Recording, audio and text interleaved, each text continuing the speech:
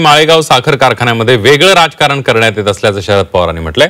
सध्या करण्यात येत असलेलं राजकारण सभासदांच्या भल्यासाठी आणि कामगारांच्या हितासाठी योग्य नसल्याचंही शरद पवारांनी म्हटलंय। योग्य उमेदवारांना माळेगाव साखर कारखान्यातील सभासद साथ देतील असा विश्वास शरद पवारांनी व्यक्त केलाय। 22 जून रोजी माळेगाव साखर कारखान्याची निवडणूक होणार आहे।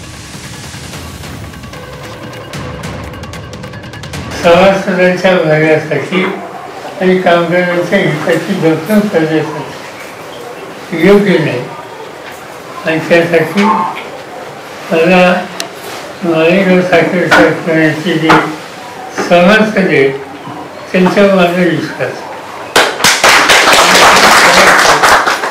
योग्य आहे त्याला साथ देते। आज तुम्ही लोक एका जिद्दीने या निवडणुकीला सामोरे जात आहेत।